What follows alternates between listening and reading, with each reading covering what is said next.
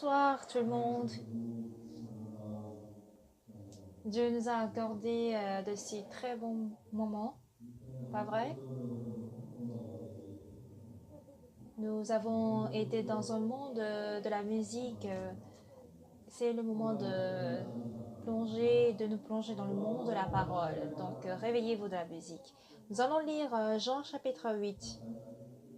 Jean 8, verset 1.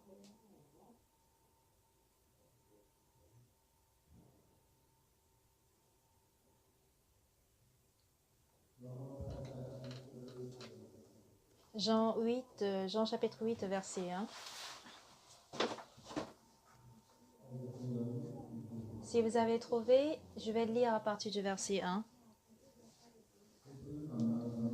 Jésus se rendit à la montagne des Oliviers. Mais dès le matin, il alla de nouveau dans le temple, et tout le peuple vint à lui. S'étant assis, il les enseignait. Alors les scribes et les pharisiens amenèrent une femme surprise en adultère, et la plaçant au milieu du peuple, ils dirent à Jésus, Maître, cette femme a été surprise en flagrant délit d'adultère. Moïse dans la loi nous a ordonné de lapider de telles femmes, toi donc que dis-tu? Et ils disaient cela pour l'éprouver, afin de pouvoir l'accuser. Mais Jésus, s'étant baissé, écrivait avec le doigt sur la terre. Comme il continuait à l'interroger, il se releva et leur dit, Que celui de vous qui est sans péché jette le premier la pierre contre elle. Et s'étant de nouveau baissé, il écrivait sur la terre. Quand ils entendirent cela, accusés par leur conscience, ils se retirèrent un à un, depuis les plus âgés jusqu'au dernier, et Jésus resta seul avec la femme qui était là au milieu. Alors s'étant relevé, et ne voyant plus que la femme, Jésus lui dit, Femme, où sont ceux qui t'accusaient? Personne ne t'a-t-il condamné? Elle répondit, Non, Seigneur. Et Jésus lui dit, Je ne te condamne pas non plus, va et ne pêche plus. J'ai lu jusqu'au verset 11.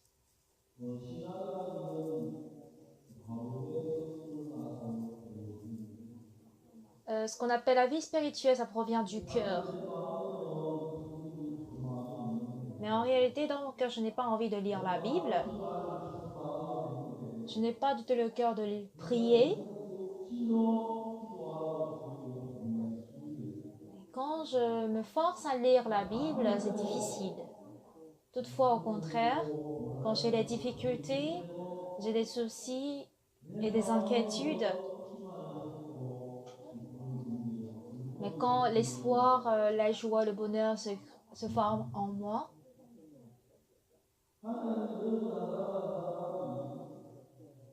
Dieu voudrait que chacun de vous, plutôt que de se réjouir dans les moments de joie, il faudrait que vous soyez réjouissants dans des conditions où il n'y a pas de joie et d'être aussi reconnaissant dans des conditions où il n'y a pas de reconnaissance. C'est porter des fruits du cœur. Mais Satan,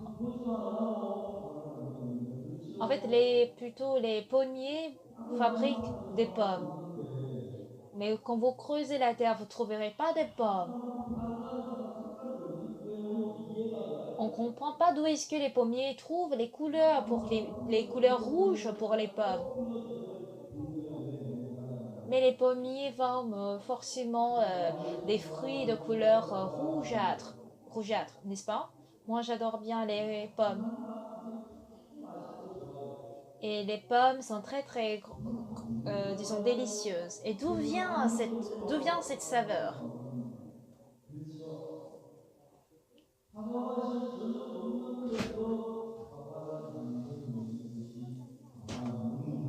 Le pommier est un arbre qui fabrique la saveur de la pomme,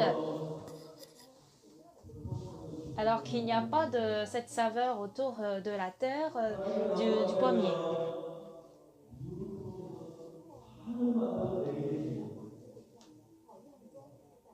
Si on sème l'arbre de l'amour, on portera des fruits de l'amour. Porter des fruits de l'amour, même dans les douleurs, ce sont des personnes très belles. En étant pasteur, je dis souvent ceci. Je serai pasteur, même si je meurs, je renais encore après 100 ans ou 10, après 1000 ans ou 10 000 ans. Un pasteur a des difficultés et des problèmes, sans doute, mais quelqu'un qui était dans la douleur. Si je le vois en train de sourire, surtout avec l'organisation IYF, je travaille avec les jeunes du monde entier. Les jeunes qui étaient vraiment dans la douleur, quand je les vois en train de sourire et d'être heureux, je suis très très heureux de plus. Il arrive des moments où je souris, que je pleure. On m'a dit que hier j'ai eu 60, que j'avais 87 ans. Pardon, 77 ans.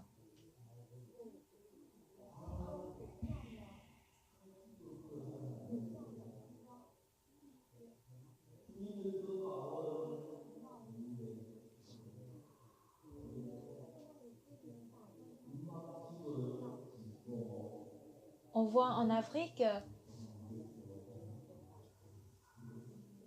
un village où ils construisent les maisons avec du bois. Et dans ce village est dirigé par des chefs, un chef, puisque dans la forêt, il est dangereux et il porte toujours, ce chef se promène avec une lance. Et quand il voulait entrer dans la forêt avec la lance, il a été surpris par quelque chose. Ils ont vu des enfants en train de s'amuser avec le petit d'une panthère. Mais les enfants, qu'est-ce que vous faites? Vous vous amusez avec un petit de la panthère? Ah, c'est notre père qui a chassé ce petit de la panthère dans la jungle. Il est vraiment mignon, non? Si ce petit de panthère, ce petit de la panthère grandit, il est très effrayant, car il risque de vous tuer. Il voulait tuer. Le chef a donc voulu tuer le petit de la panthère. Non, non, ne tuez pas ce petit, il est mignon. Notre père a dit que si nous donnons seulement de la bouillie à ce petit, il ne va pas faire du mal. Non, ce petit de la panthère, quand il devient un grand, il sera dangereux et peut tuer un homme. Oui, chef, nous avons compris. Nous allons le nourrir seulement avec de la bouillie. Il est plus gentil que même une brebis. Ne le tuez pas, ne le tuez pas, s'il vous plaît.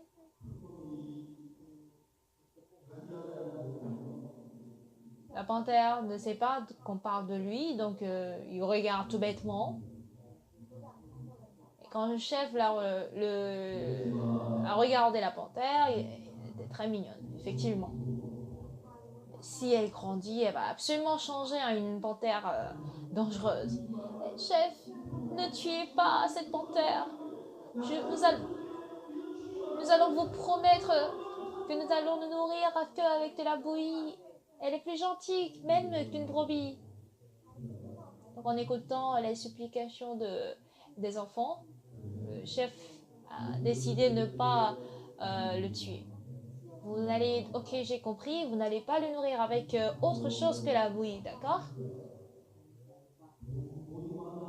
Une fois qu'elle va goûter le goût de la viande, elle va changer, d'accord? Oui, nous vous promettons cela.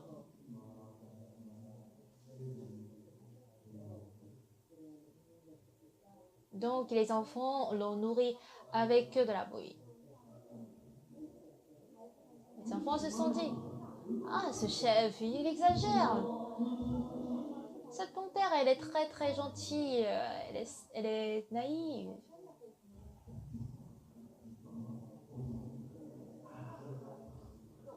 Tu dois pas les nourrir, tu dois pas le nourrir avec de la viande, d'accord? Que avec de la bouillie.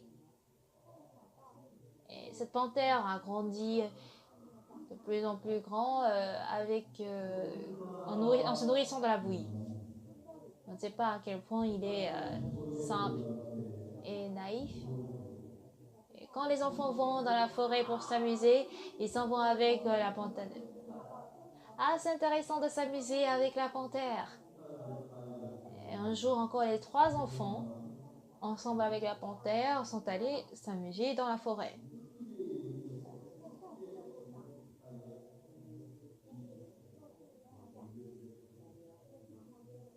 Il y avait une pente, et ils sont montés et quand ils descendaient, il y avait une pierre sur laquelle un enfant est tombé. Et puisque la pierre était pointue, son genou, il s'est faiblissé le genou. Et l'enfant a crié quand les autres enfants sont venus.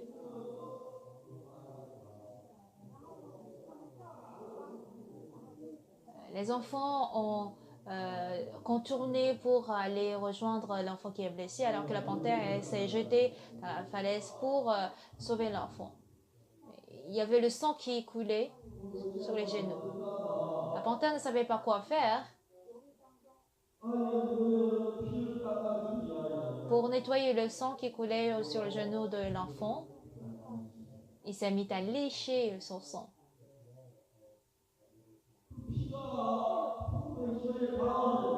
À partir du moment où le sang a touché la langue de la panthère, cela a créé des frissons. C'était un goût qu'elle n'a jamais goûté. Elle a eu des frissons. Et son corps s'est mis à frissonner.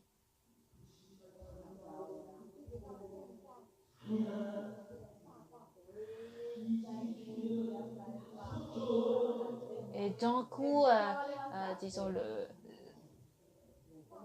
le sentiment de la férocité s'est réveillé dans la panthère et elle ne savait pas quoi faire. Et au commencement, elle a léché, mais maintenant, elle s'est mise à sucer le sang. Et au fur et à mesure que le sang entrait dans le corps disons, dans la gorge de la panthère,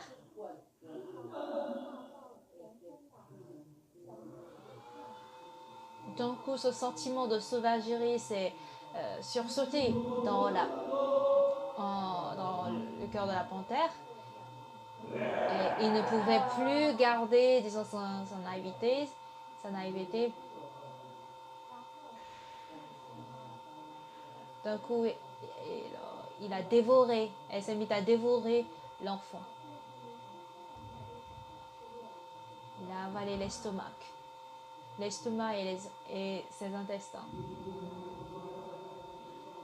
Ne sachant pas ce qui se passe ici, il y a deux enfants qui viennent. La panthère, qu'est-ce que tu fais? Panthère, qu'est-ce que tu fais? Mais cette panthère a sursauté sur ces deux enfants et a dévoré encore les deux autres.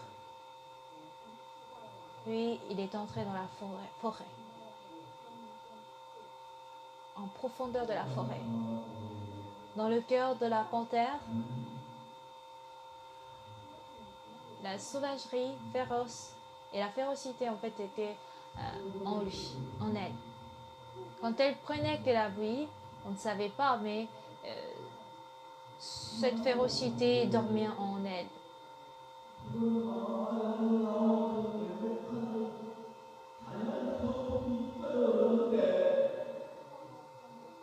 Alors que dans la panthère se créait en fait ce sentiment de férocité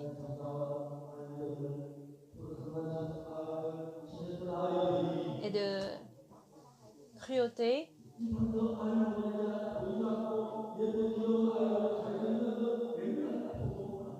la panthère n'était plus l'ancienne panthère là qui était gentille et sympa avec les enfants.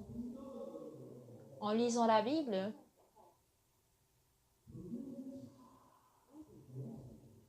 la Bible est un très bon livre. Quand on lit la Bible,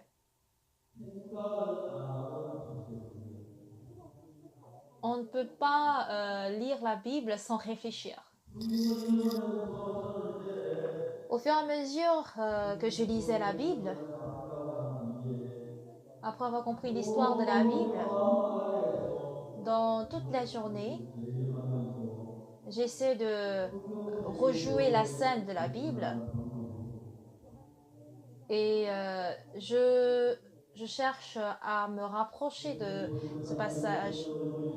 Quand Jésus a nourri 100 000 personnes avec 100 pains d'orge,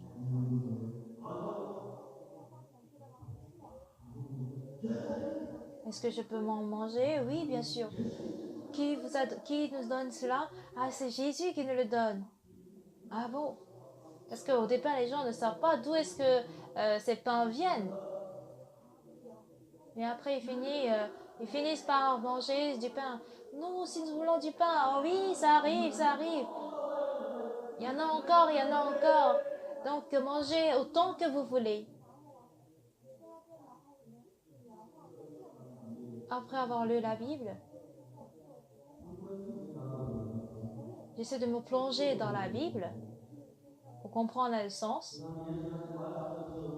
et écouter, prêter oreille à ce que Jésus-Christ a dit. Et en passant le temps ainsi, je découvre le monde qui est caché dans la Bible. Ainsi, un jour, qu'est-ce que j'ai lu dans la Bible? Quand Dieu nous a créés, nous les hommes, j'ai lu le passage où il est écrit que Dieu a créé l'homme à son image.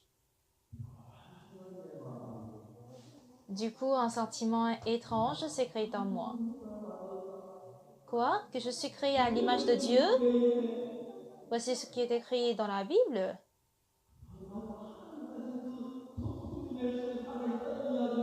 Donc, est-ce à dire que le sentiment de Dieu aussi coule en moi?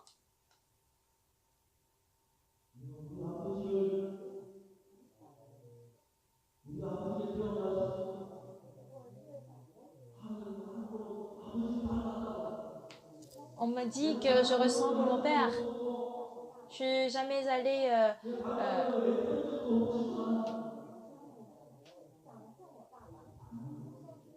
je n'ai rien fait, mais je ressemble à mon père, sans que je fasse quoi que ce soit. Elle est centrée sur moi, au fond de moi, au fond de mon cœur. Quand Dieu m'a créé, si je suis créée à l'image de Dieu, l'amour qui est en Dieu aussi se retrouverait forcément en moi. Sauf que Adam et Ève, après avoir offensé Dieu, trompé par le diable, trompé par le serpent, il a mené une vie égarée pendant des milliers d'années, mais au fond de moi, j'ai la nature de Dieu. Donc, je peux voir tous les aspects. Je suis un homme qui ressemble à Dieu. Mais pendant des milliers d'années, j'ai été trompé par le diable. Tout comme on a nourri de la bouillie à la panthère.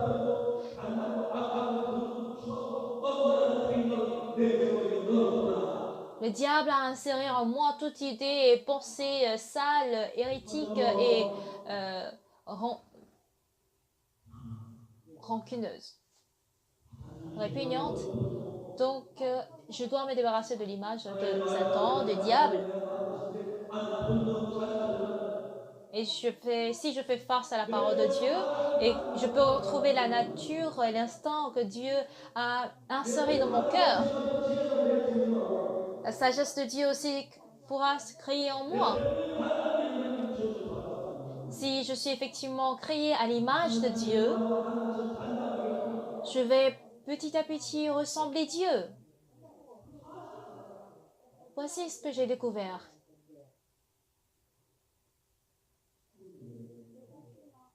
En revanche, Dieu est juste, Dieu est saint, Dieu est amour.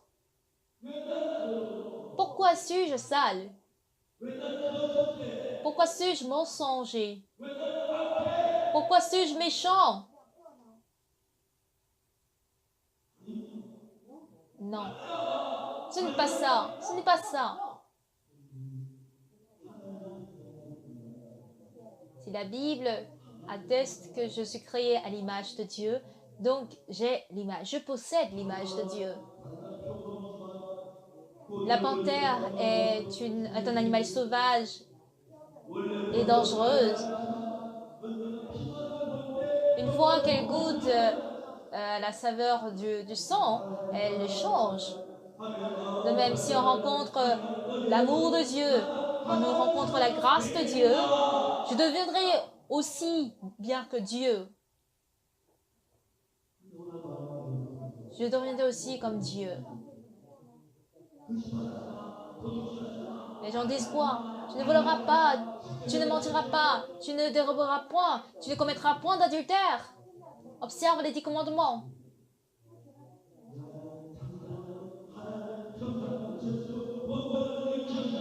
Cela a créé l'instinct de Dieu en moi. Oui, c'est vrai. Par l'association IYF, je suis en train de diriger les jeunes du monde entier. Un jour à Toluca, en Mexique, j'ai croisé une fille. Nous faisons des jeunes très heureux. On cause avec eux. On organise des séances de jeux, de danse, de chant. Et moi, pendant 1 heure, voire 2 heures, je tiens des conférences. Le premier soir du camp, après les concerts de musique et autres, j'ai tenu le micro pour tenir la conférence.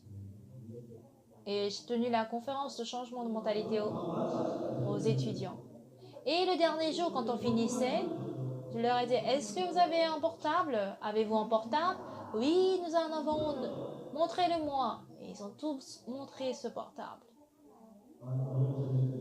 Si jamais ce soir, vous suivez, après, après avoir suivi la conférence ce soir, appelez votre père, voir. Faites ce que je vous dis. Et dites, papa, bonsoir.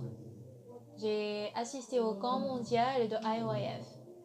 Et la musique est très très belle. Je voudrais que tu viennes suivre aussi la musique. Tu aimes aussi la musique, non?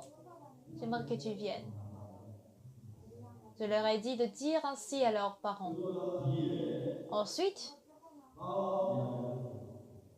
dites ceci à votre père.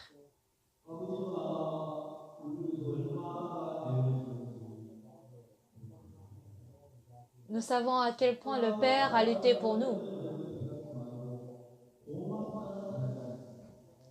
Dites-lui merci, quelque chose. Père,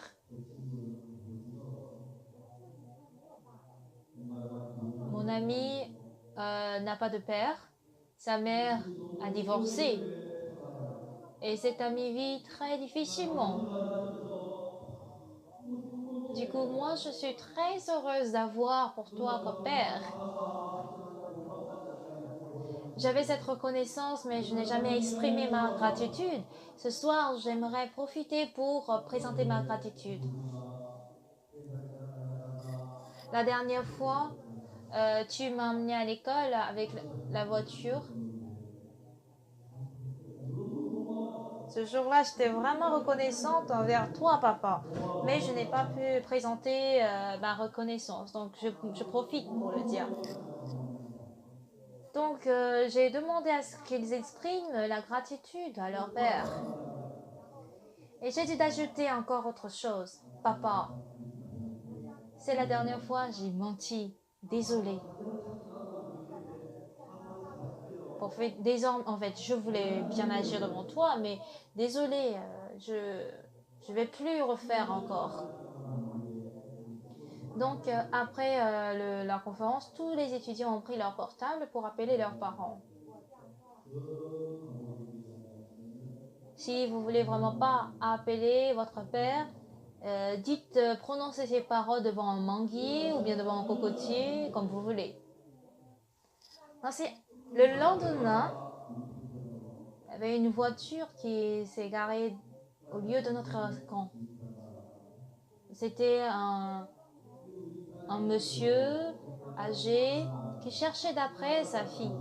Je suis venue voir ma fille Clara. Où est-elle, Clara? Nous avons lancé l'annonce pour appeler Clara.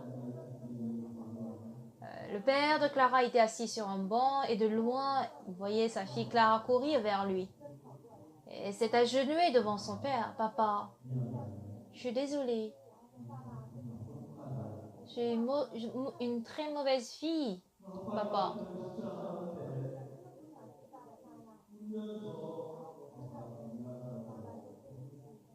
Je ne l'ai pas fait volontairement, mais elle s'est agenouillée et elle a pleuré. Mais papa, son père l'a pris dans ses bras et ils ont pleuré tous les deux. Près de 30 minutes, ils ont pleuré et après une demi-heure, en fait, Clara avait un copain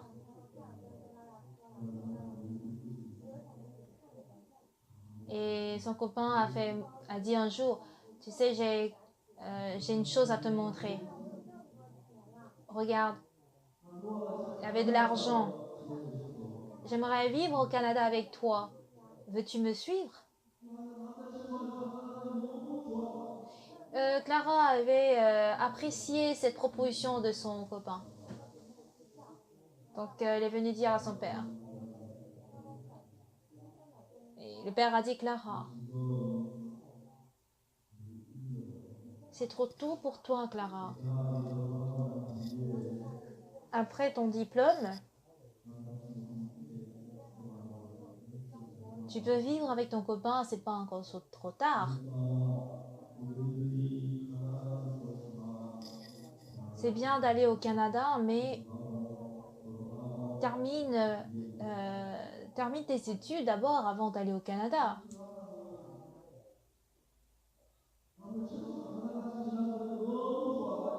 Mais puisque Clara aimait bien aller suivre son copain au Canada, elle a méprisé la parole de son père pour suivre son copain. Donc ils se sont tous les deux rendus au Canada.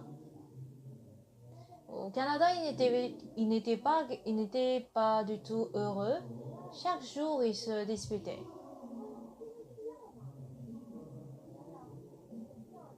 Clara ne dépense pas autant de l'argent, mais j'en ai besoin. C'est parce que j'avais besoin que j'ai dépensé. J'ai dépensé pour ce dont on a besoin. Dans ce cas, pourquoi on a de l'argent? Oui, je sais, mais nous devons économiser de l'argent bien qu'on en a besoin. Il faut que nous nous patientons. Tous les deux, ils se disputaient chaque jour.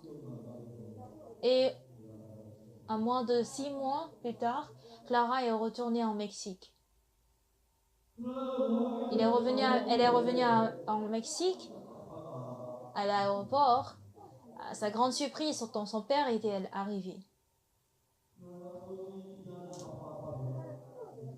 Clara n'avait pas en fait le courage de se tenir devant son père,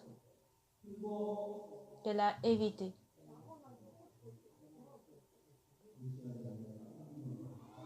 Des heures plus tard, elle a pris une autre voie.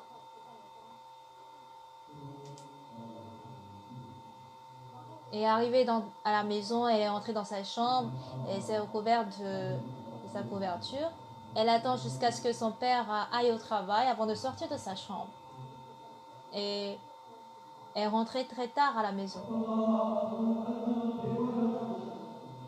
Elle ne donnait pas le temps de discuter avec son père alors qu'elle était sa fille.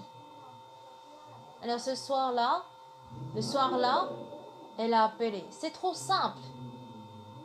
Avez-vous un portable? Donc appelez votre père. On sait qu'on est reconnaissant, mais vous devriez exprimer cette reconnaissance. Papa, je suis reconnaissante pour telle chose. Merci pour ceci, merci pour cela. J'ai d'autres amis qui n'ont pas de père.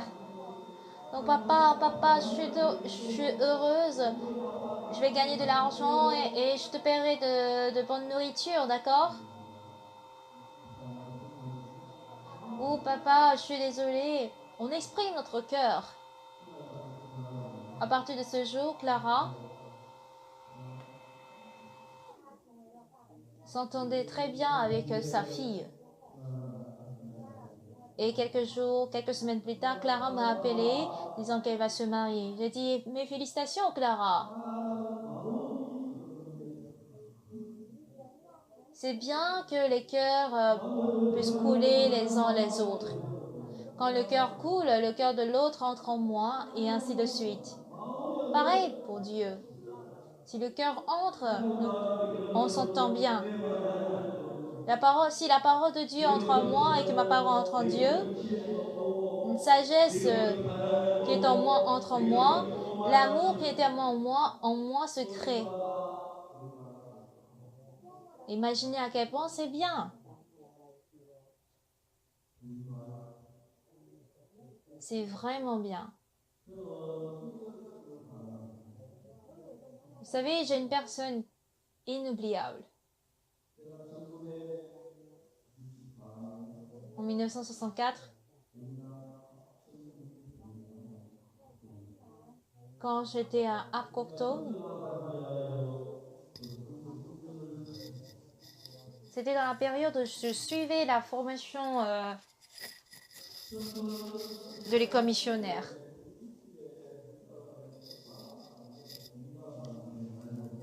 Sans payer le loyer,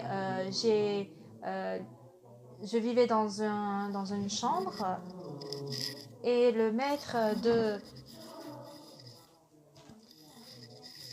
disons la patronne de la maison, elle fumait tant de cigarettes. Elle cultive en fait du tabac qu'elle le sèche. Ensuite, elle enroule ce tabac dans les papiers de journal. C'est ainsi qu'elle fumait les cigarettes. J'ai dit, Madame, pourquoi vous fumez autant de cigarettes? Arrêtez de fumer.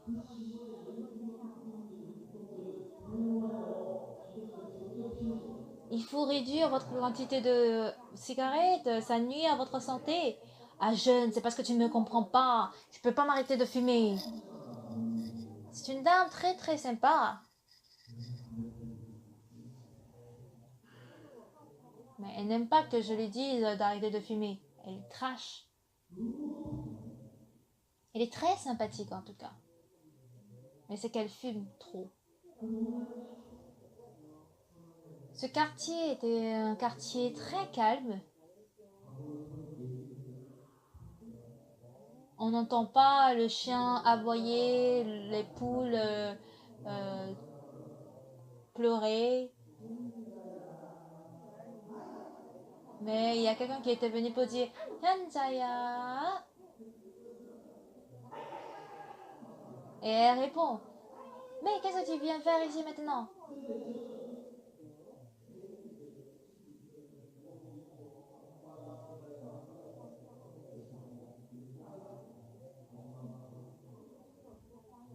Alors, si, il y a la chambre, le salon, la cuisine et notre chambre. Moi, j'étais sur la chambre d'à côté.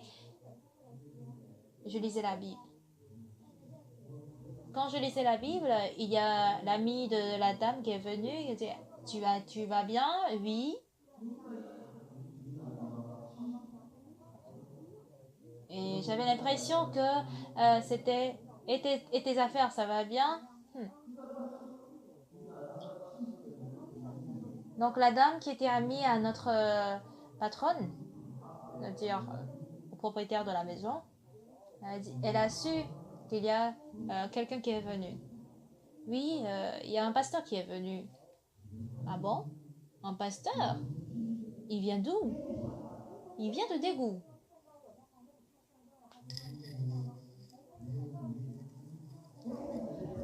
Il y a des gens qui adorent Dieu ici. Ah, il y a quelques enfants seulement. Moi, j'entendais tout dans leur chambre.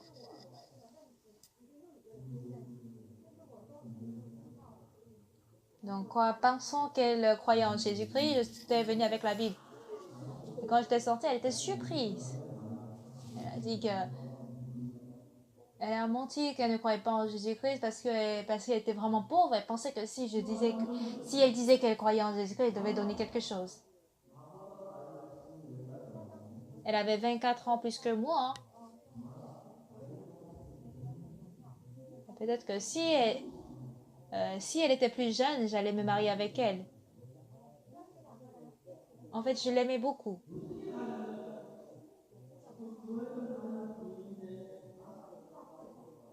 Elle fréquentait l'église, mais son mari était un aveugle.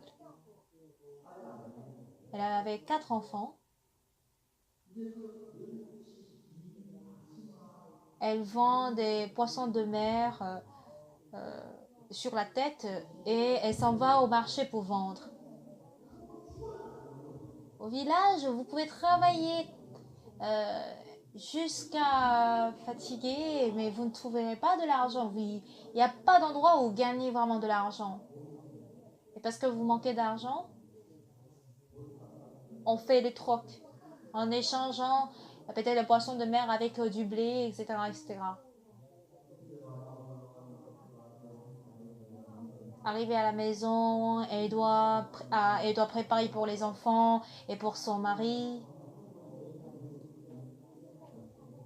Il n'y a pas de pétrole comme aujourd'hui. Auparavant, on doit chauffer la maison avec du charbon de bois.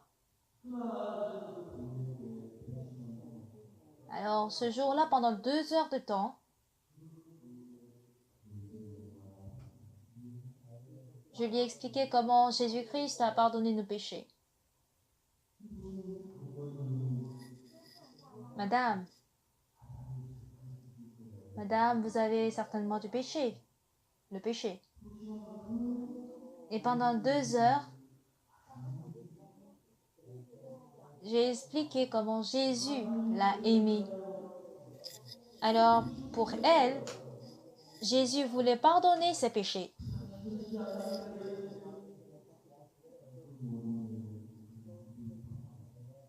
Jésus-Christ a reçu tous vos péchés. Et pour vos péchés, justement, Jésus s'est crucifié. Jésus a été crucifié et il a payé le salaire de tous vos péchés, madame. Vous n'avez jamais rencontré Jésus-Christ.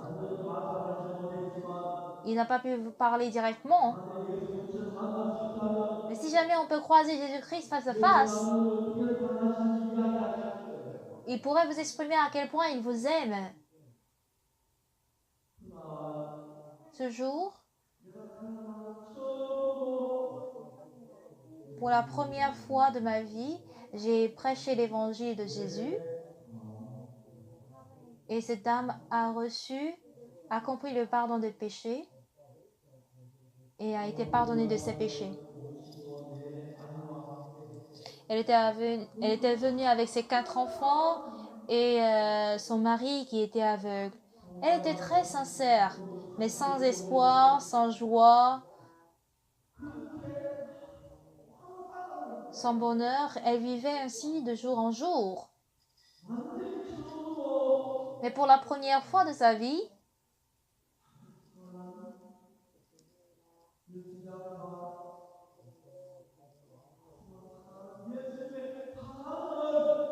elle a découvert le grand amour de Jésus de tout son cœur. Donc elle était devenue complètement une autre personne. Elle venait tous les soirs très tard.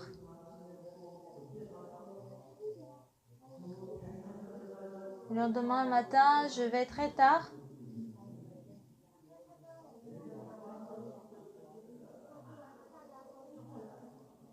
Elle vient avec 2 kilos de doenjang de si loin, c'est-à-dire au moins de 2 kilomètres. Elle court, elle vient donner ceci, elle dit ok, moi je suis occupée, moi je m'en vais, elle s'en va.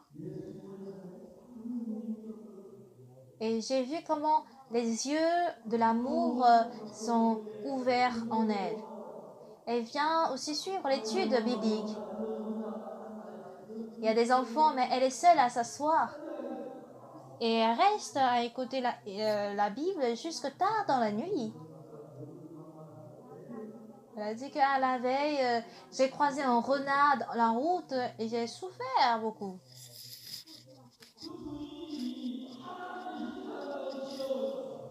Cette femme a été aussi créée à l'image de Dieu. Elle avait oublié cet amour. Mais Dieu a envoyé Jésus.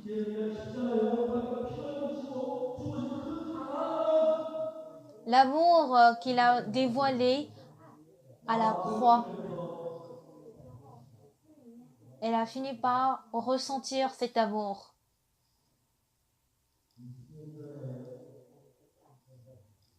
Et il y a environ une dizaine d'années, elle est décédée. Si elle était vivante, puisqu'elle a 24-25 ans plus que moi, elle doit avoir elle doit avoir dans les environs de 90 ans.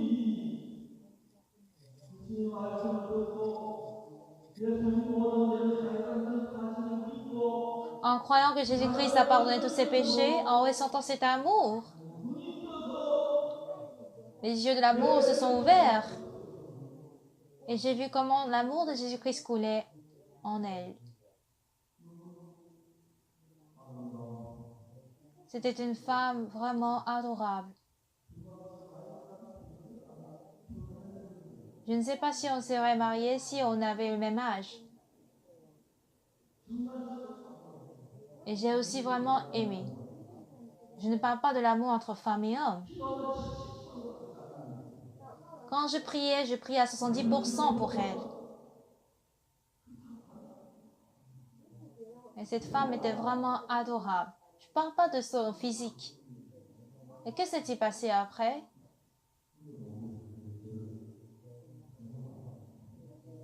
La mission m'a dit d'aller dans la ville de Kochang. Kochang était éloigné de 17 km de là. Un jour, la sœur était partie très loin et 10 jours après, elle est revenue. La première des choses qu'elle a faites est de passer chez moi et voir qu'il n'y a pas de marmite en aluminium. Et elle a senti que le ciel allait se briser, allait tomber. Sans pouvoir lui expliquer, elle a vu que j'étais partie. Donc le lendemain, elle est venue à Kochang, au marché de Kochang. Au jour du marché, moi, je m'en vais au marché pour prêcher l'évangile. Croyez en Jésus-Christ. Donc, on s'est retrouvés très facilement dans le marché.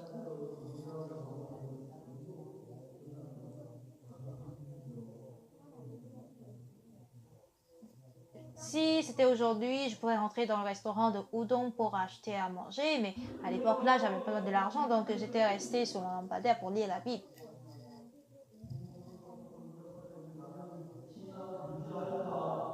Je me suis demandé comment est-ce que cette sœur peut garder sa vie spirituelle, mener sa vie spirituelle toute seule dans ce village. J'ai dit, sœur, faites l'étude biblique.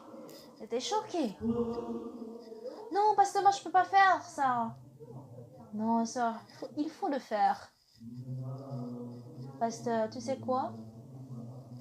J'ai été longtemps au Japon, donc je ne sais pas bien parler coréen et je connais rien au sujet de la Bible. Non, vous pouvez le faire. C'est parce que je suis jeune que vous êtes en train de de me mépriser. Pourquoi je vais te mépriser, pasteur? Non, je te méprise pas. Tu es serviteur de Dieu. Mais je suis le serviteur de Dieu. Pourquoi vous donnez beaucoup d'excuses?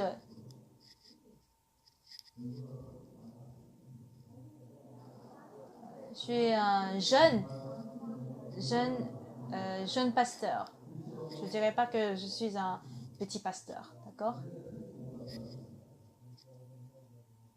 On me disait aussi que j'étais un petit pasteur dans l'armée. Cette dame m'a suivi pour tenir l'étude biblique chaque mercredi. Et un mercredi, lors de l'étude biblique, au village, on accouche beaucoup d'enfants. On a 10 enfants, 15 enfants. En moyenne, c'était 7 voire 8 enfants. Puisque on est nombreux, les enfants sont nombreux,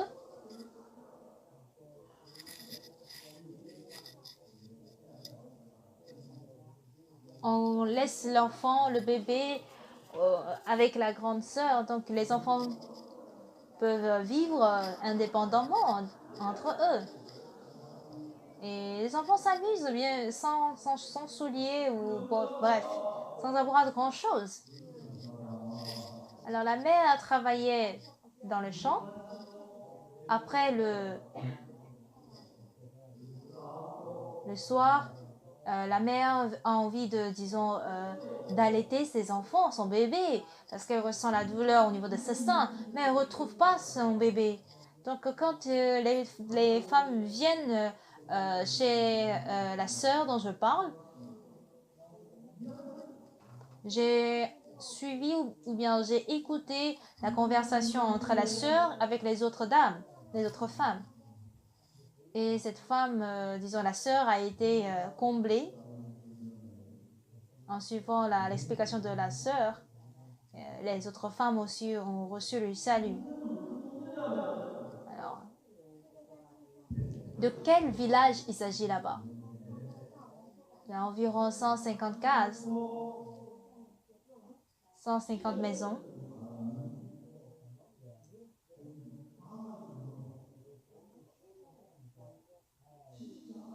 Mais il y a beaucoup de fantômes là-bas dans ce village parce que beaucoup servent des idoles.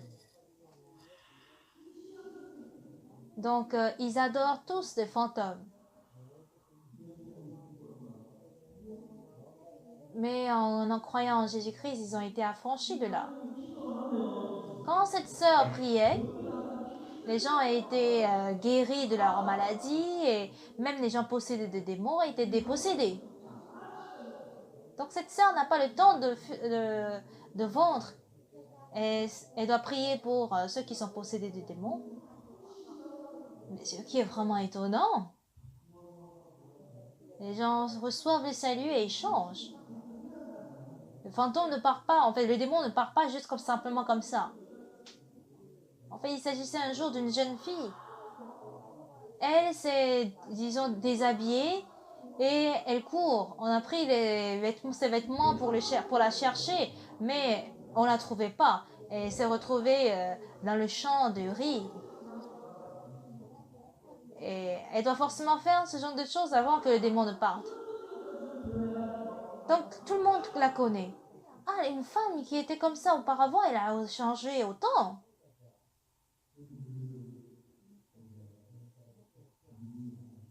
Ici dans notre église, il y a le pasteur Hee-Jin Park.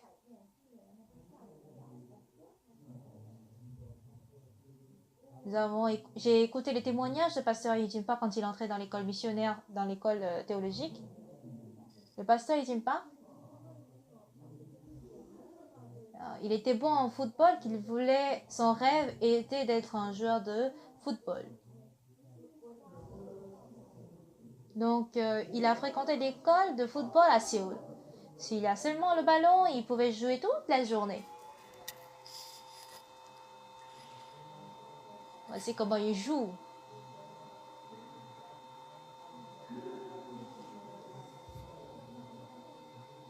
En rêvant d'être, disons, un joueur national.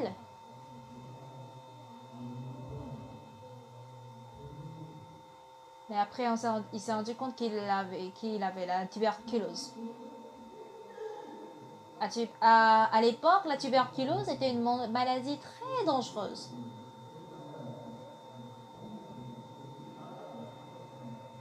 Puisque si on a la tuberculose, les microbes se contaminent par l'air. Donc sa maison, sa famille l'a abandonné. Son père était décédé, il vivait avec sa mère et ses frères.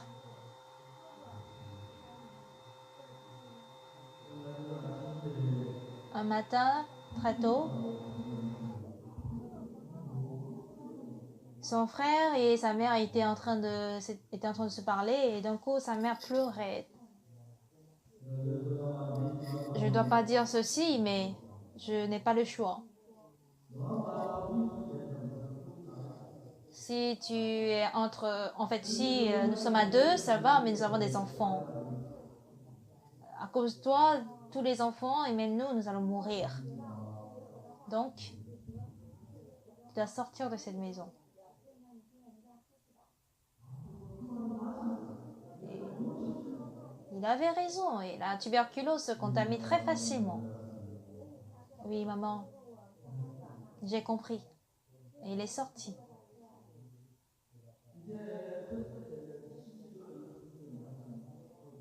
C'était vers novembre et il faisait de plus en plus froid. Le plus grand problème, c'était où dormir.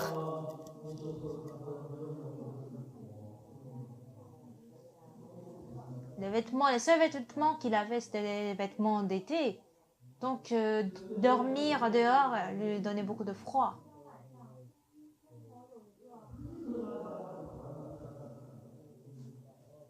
Il est entré dans une maison de deuil pour au moins, disons, se réfugier du froid. Et c'est là-bas qu'il dormait. Il s'est demandé combien de jours il pourrait vivre, qu'est-ce qu'il pourrait manger. Et après, il s'est endormi. Le lendemain matin, il est allé à la rivière pour se débarbouiller. Il y a quelqu'un qui l'appelle, Hijin, Hijin. Il voit que c'était une dame voisine. Tu veux me suivre? Vous allez où? Je vais à l'église. Donc, il a suivi. C'était dans un autre village, à une distance de 4 kilomètres. C'était pas une église, c'était une maison, vous voyez. C'était l'église où se trouvait la sœur dont je vous parle. Il y avait une dizaine de personnes réunies. Et c'était une dame qui prêchait.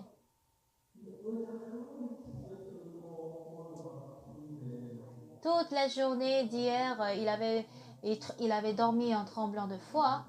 Et donc, arrivé là-bas, il a dormi. Et quand il a dormi, il s'est réveillé. Les gens sont tous partis et il y avait une table devant lui. Et on lui a dit de manger à déjeuner. Dois-je dire que j'ai la tuberculose? Si je dis que j'ai la tuberculose, ne va-t-elle pas refuser de me donner à manger? Donc il n'a rien dit, il a mangé. Après avoir mangé, la dame était venue avec la Bible, il était vraiment reconnaissant. Il ne pouvait pas refuser d'écouter la parole. 1 heure, 2 heures, 3 heures après, ce jeune Park Hee-jin a pu croire au pardon de ses péchés. Il était très très reconnaissant. Et le soir, arrivé au soir, on lui a donné à dîner, donc il a encore mangé. Et il a participé au culte le soir. Il est revenu et il est dormi encore dans la maison de deuil.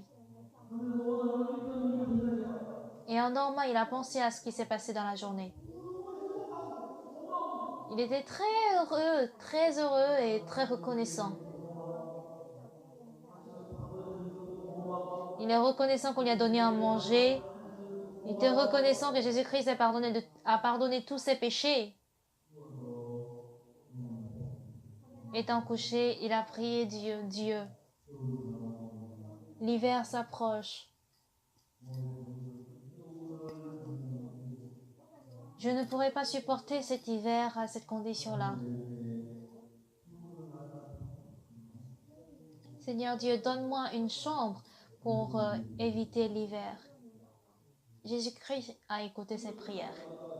Et le lendemain matin,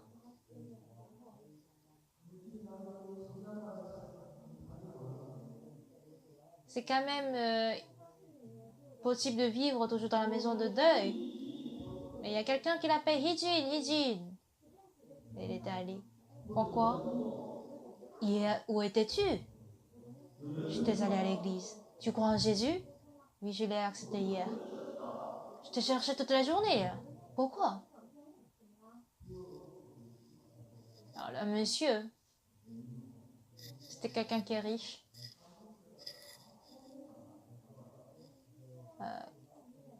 Il cultivait des fruitiers.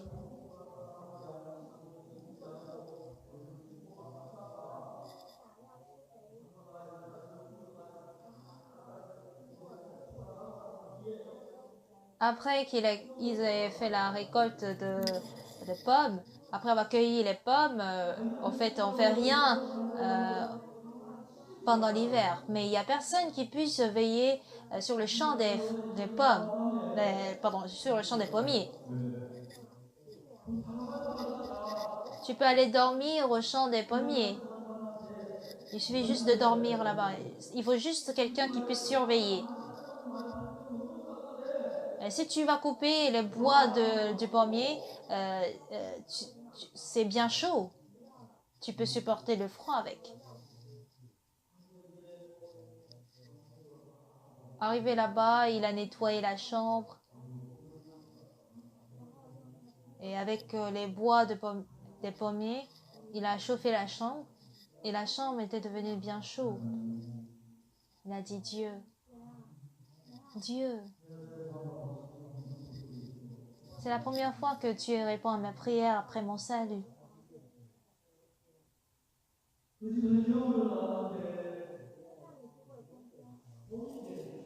Et c'est ainsi qu'il a traversé l'hiver.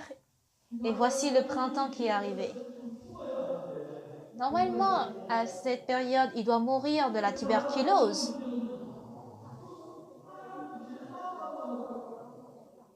La seule chose qu'il a faite est d'accepter le pardon des péchés. Il est venu pour entrer à l'école théologie, dans notre école théologie. Il a témoigné de son salut et de sa vie spirituelle. La sœur a guéri autant de malades, a chassé autant de démons, a prêché l'évangile à autant de personnes. Puisque son fils habitait à Busan et était descendu à Busan. Et environ une vingtaine d'années auparavant, elle est décédée. Alors, bien-aimés, vous avez votre famille bien-aimée, votre femme, votre mari et autres. Si vous connaissez l'amour de Jésus, vous ne pouvez pas vous empêcher à être l'esclave de Jésus. Vous êtes l'esclave de l'amour de Jésus. Et si Jésus demeure en vous,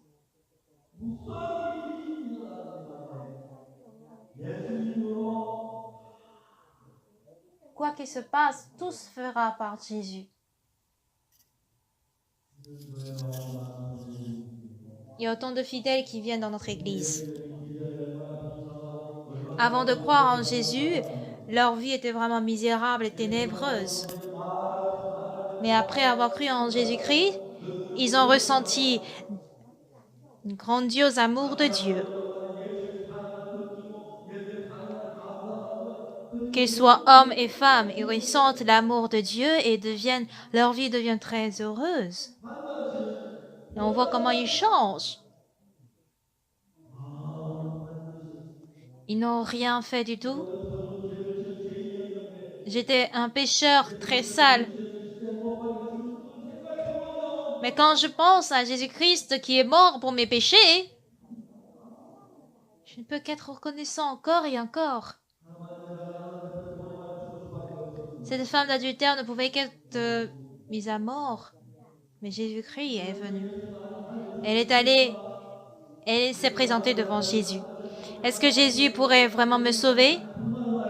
Ce serait impossible à Jésus de me sauver. Je ne sais pas ce qui s'est vraiment passé. Mais les scribes et les pharisiens ont demandé à Jésus, Maître, cette femme a été surprise en flagrant délit d'adultère. Moïse dans la loi dit de lapider une telle femme. Mais toi, que dis-tu?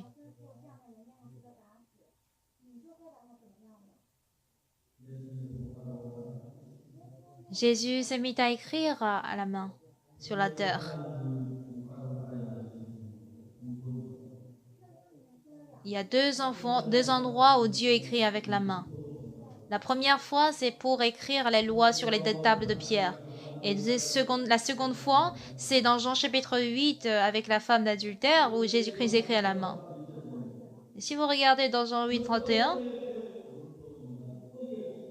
puisque l'homme a enfreint à la première loi, les hommes ne peuvent qu'être maudits.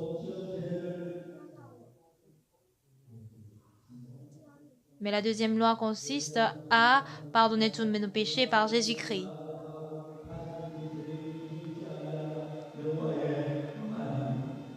Je ne me souviendrai plus de vos péchés ni de vos iniquités, dit l'Éternel. Dire qu'on croit en Jésus, en lisant la Bible, en évangélisant, en donnant des offrandes, ce n'est pas ainsi qu'on mène la vie spirituelle, mais c'est en ressentant l'amour de Jésus-Christ. Il a aimé une telle personne que moi, comme moi.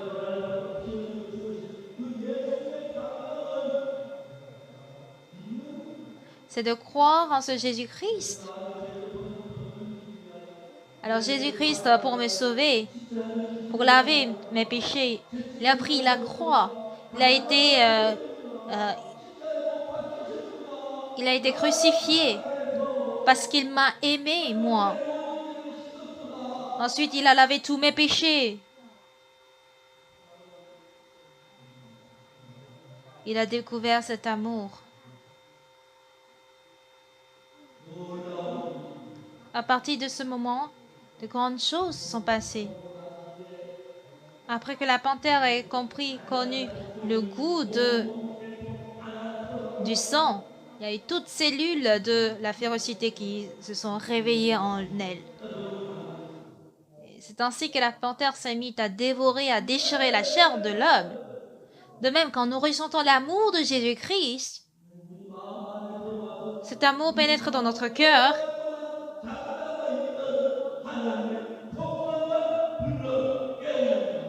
Et cet amour réveille en nous tous les paramètres de l'amour de Dieu. Qui que vous soyez, l'amour de Dieu va vous réveiller. Le cœur de Dieu coulera en vous, la joie de Dieu coulera en vous. Et personne ne vivra comme auparavant. Vous allez reconnaître le cœur de Dieu et vous seriez pardonné de vos péchés. De même, cette femme d'adultère.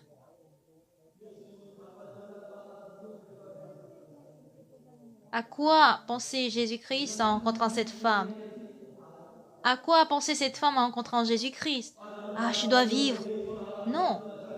Tu auras un fils et c'est lui qui sauvera son peuple de ses péchés. Jésus, il est venu pour nous sauver de nos péchés. Il est venu pour nous sauver de nos péchés. Et voici cette femme, une femme qui est mourante devant Jésus. Jésus fallait sauver cette femme. Il fallait que Jésus sauve cette femme. Il a fallu qu'il fasse partir toute cette personne qui voulait accuser cette femme et lapider cette femme. Donc Jésus dit que celui d'entre vous qui est sans péché jette le premier la pierre contre elle. Il veut dire de lapider cette femme, mais à une seule condition, que la personne ne soit pas pécheur. Le péché n'était pas, disons, ressenti par la masse qui était arrivée là, mais du moment où Jésus-Christ a réveillé le péché dans leur cœur, ils avaient honte d'eux-mêmes qu'ils ont fini par partir. Cette femme était très choquée. Mais qui est-il? Qui est-il en juste? Ce sont des personnes qui cherchent à me tuer. Mais il a permis à laisser partir.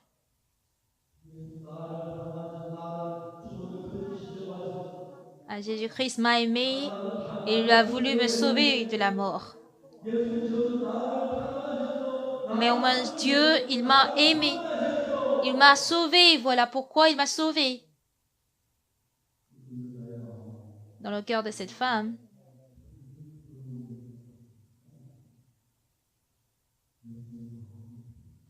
vous pouvez voir le cœur de Jésus-Christ. Vous pouvez comprendre le cœur de Jésus-Christ. L'amour de Jésus-Christ. Il a demandé à Jésus, y a-t-il personne qui t'a condamné? Non, Seigneur. Je ne te condamnerai pas non plus. Va et ne pêche plus.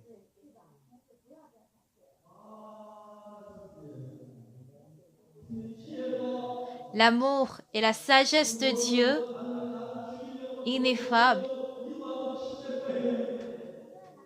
étaient entrés en elle, tandis que tous les autres l'insultaient, la critiquaient et crachaient sur elle.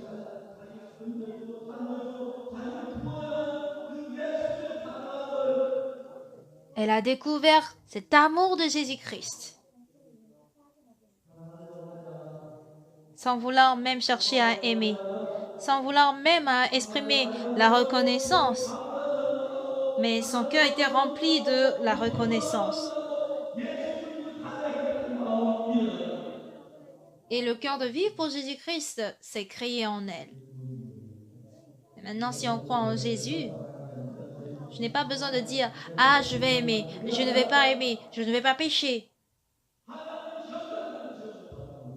Puisque nous sommes créés à l'image de Dieu, si je reconnais que Jésus-Christ a pardonné mes péchés, l'image de Dieu se met à créer en nous. Si autrefois nous avions été entraînés par notre désir, par nos désirs et par notre plaisir, ce serait l'amour de Jésus-Christ qui nous surabonde. J'ai envie de donner toute ma vie à Dieu et je ne peux que mener une vie pleine de joie et de prospérité. Ce n'est pas que nous devons nous efforcer.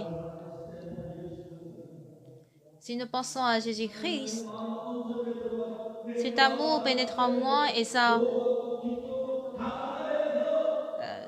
je suis rempli de la reconnaissance et de la joie. Que je suis très ravie de passer tous les jours à présenter ce Jésus. Bien-aimés, vous êtes créés à l'image de Dieu. Du coup, vous possédez tous l'image de Dieu. Mais c'est juste que cette image est en train de dormir en vous. Quand vous allez ressentir l'amour de Dieu, la reconnaissance de Dieu, lorsque vous allez ressentir cette grâce, l'amour de Dieu qui était en train de dormir en vous va se réveiller. Et ça va vaincre la convoitise, ça va vaincre de même la haine dans votre cœur, vaincre les saletés et les souillures. Et désormais, vous deviendrez des personnes qui présenteront l'odeur de Dieu. Pas que vous allez vous dire, ah, je vais pas voler, je vais pas mentir. Non, ce n'est pas le cas. Ça ne marche pas ainsi. Jésus-Christ est plus fort que Satan par-dessus tout. Mais il y a des gens qui s'efforcent à ne pas pécher par eux-mêmes. S'ils ressentent l'amour de Jésus-Christ, le cœur de Dieu qui dormait en moi se met à se réveiller. Et l'amour, la joie de Dieu prendre place.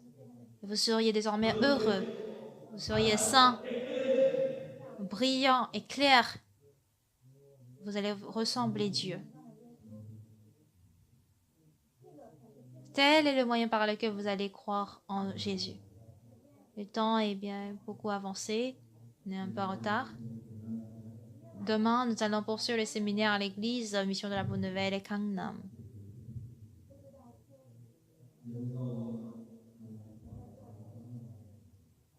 Nous avons formé une si formidable réunion entre vous et nous.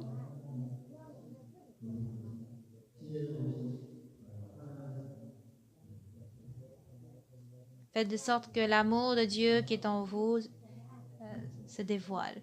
Prions.